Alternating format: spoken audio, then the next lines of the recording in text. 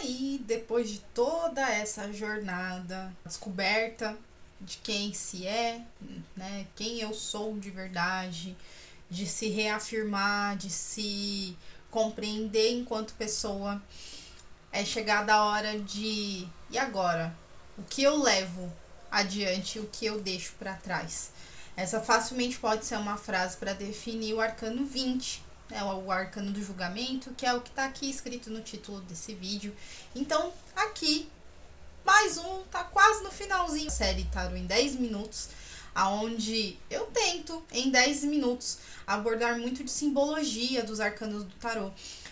Então, se você vem procurando material para entender os símbolos dos tarôs de Marsella, mitológico e do Rider-Waite, eu convido você a continuar assistindo esse vídeo e aí descobrir quais são essas nuances, quais são esses detalhes que a gente pode usar para complementar e entender de fato o que são esses símbolos nas nossas tiragens. Então, eu espero que você goste desse conteúdo, continue assistindo para você não perder nada a respeito dos arcanos maiores do tarô.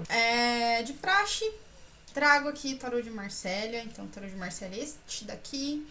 É curioso que a retratação do que se vê do arcano do julgamento facilmente a sua correlação é feita com uma passagem da Bíblia Sagrada, né, do livro de Apocalipse, onde diz, né, que um anjo ele soa as trombetas e os mortos, né, as pessoas do além-túmulo, elas despertam e de fato vão para o julgamento final, né, o juízo final, enfim.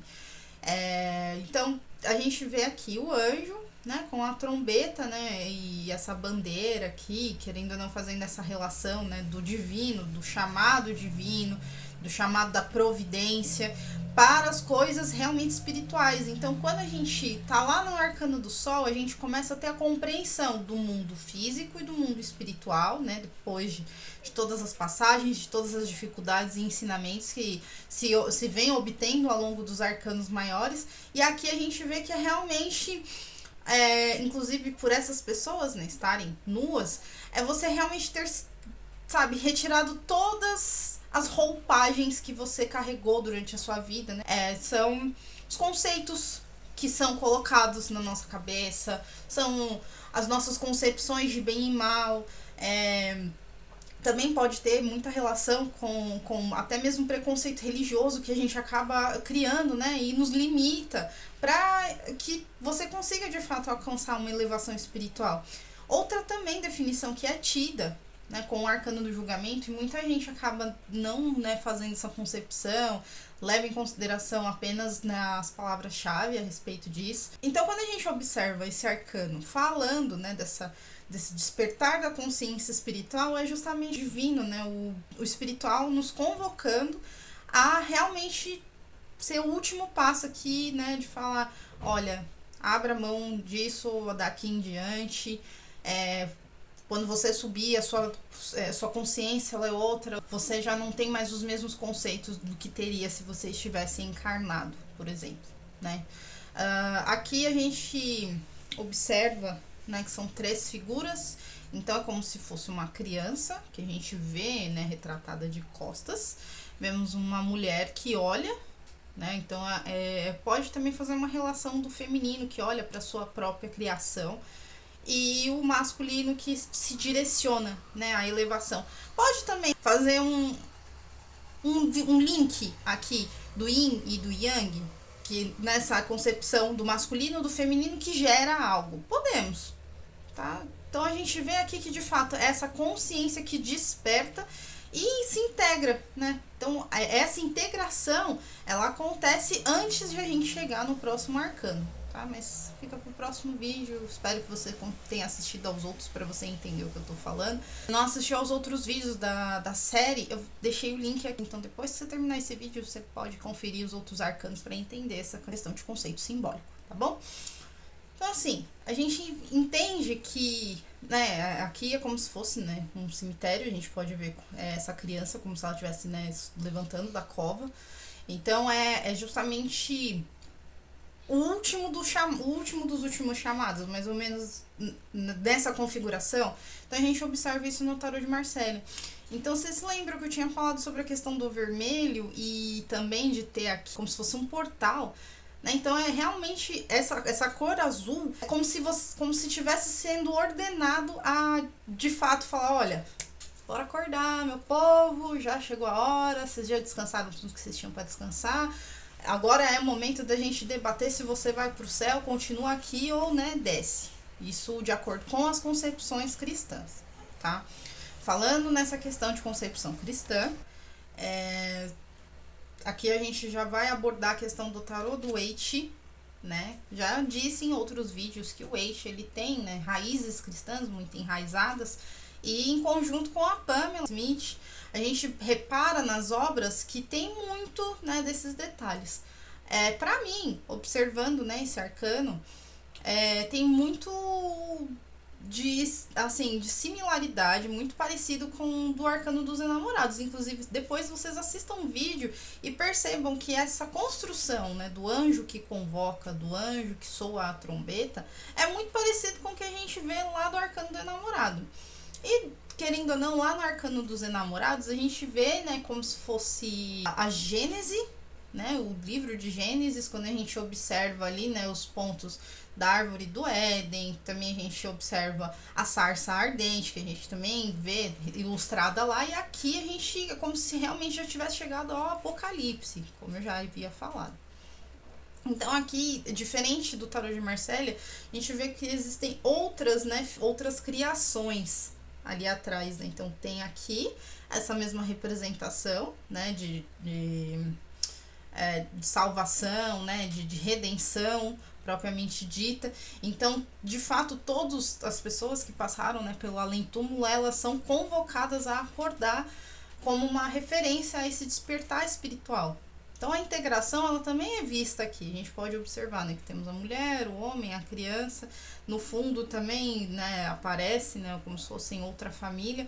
Então, funciona como um espelho, né? Então, para que essa integração ela ocorra, a gente entende que o mundo espiritual e o mundo físico, eles estão totalmente integrados. E quando a gente parte para essa nova consciência, esse novo entendimento que é visto dentro dos arcanos maiores, a gente entende que a carta do julgamento, ela não vem apenas falando sobre situações desafiadoras, ou até mesmo para alarmar a respeito de alguma catástrofe, seja lá qual for, porque tem gente que atribui, né, o julgamento a uma carta muito pesada energeticamente.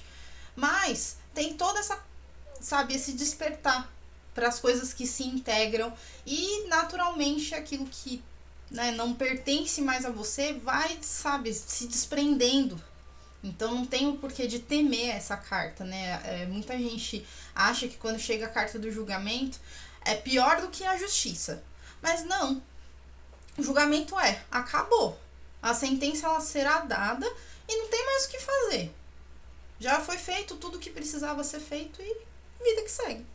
É isso. E como a gente fala também da questão da integração, vocês se lembram que eu havia dito em vários outros vídeos, né?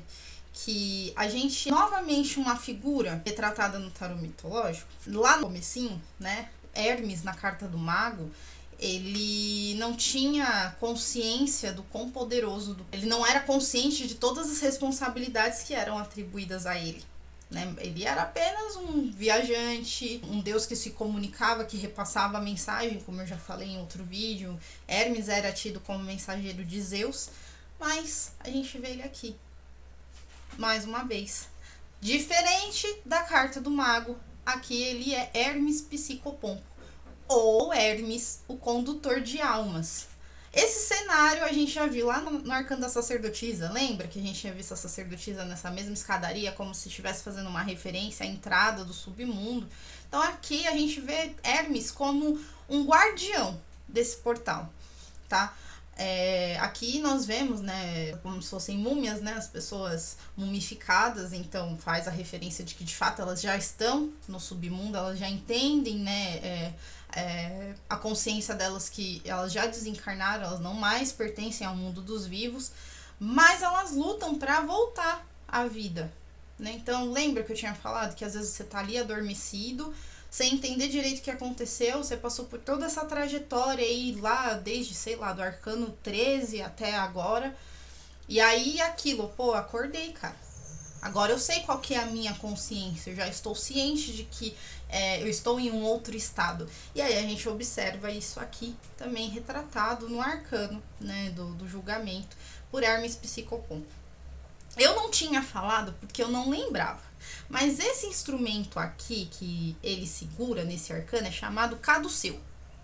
E eu não lembrava, né? Me deu um branco quando eu tinha feito o vídeo do mago, mas enfim, é o caduceu. Aparece o caduceu, os 4 elementos, né? Referência dos 4 elementos, que se vê também na carta do mago lá do tarô de Waite. Então, não viu esse vídeo? Confere que você consegue ver essa parte simbólica para você entender aqui.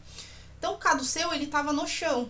Ele estava no meio da encruzilhada, no momento em que o mago ele tinha todos os recursos para ele se desenvolver, mas ele ainda não sabia como. E aqui ele já aprimorou tudo que ele precisava aprimorar. Então a gente vê aqui o caduceu, inclusive, com uma tocha na ponta. O que pode facilmente indicar esse domínio das próprias energias, da consciência de si mesmo, do próprio poder. Essas são relações que também são feitas com o arcano do julgamento. E o curioso, né, que quando a gente vai, né, ler o livro, vai ver a Liz Green junto com as pessoas, com as mulheres que ajudaram a compor esse tarô, ela fala que Hermes Psicopompo, ele não tinha perdido a malícia dele. Apesar de ele ser um mensageiro dos deuses, né? Ele, além de ele ser mensageiro de Zeus, ele também era mensageiro de Hades. Ele era o único, digamos assim, autorizado por Hades a vagar entre os mundos, né? Entre o mundo dos vivos, dos deuses e o submundo em si. Então, Orfeu, por exemplo, foi um rei que ele perdeu sua esposa, pediu permissão para entrar no submundo e resgatá-la com vida.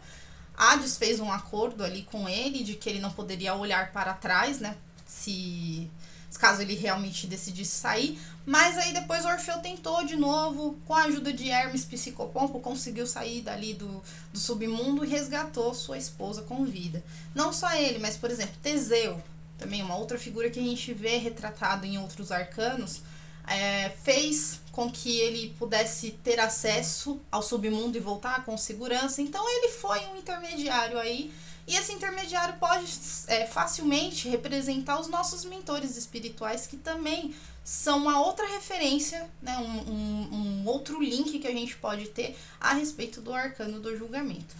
Então quando a gente fala, né, do julgamento em si, né, o conceito abrangente, não tá falando apenas de punição, não tá falando apenas de apontar e de dar uma sentença.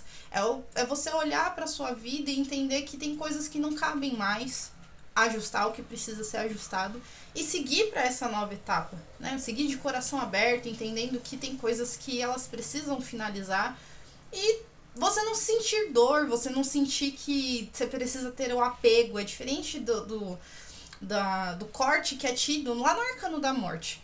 Quando a gente chega no estágio do julgamento, significa dizer que, cara, você já abandonou tudo que você tinha para abandonar, você já aprendeu tudo que você tinha para aprender, e agora, de fato, é seguir em frente rumo à plenitude, que a gente vai ver no próximo vídeo no Arcano do Mundo.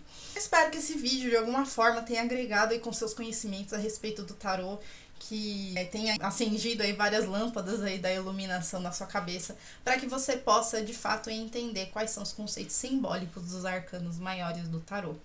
Então é isso. Um beijo e até o próximo vídeo.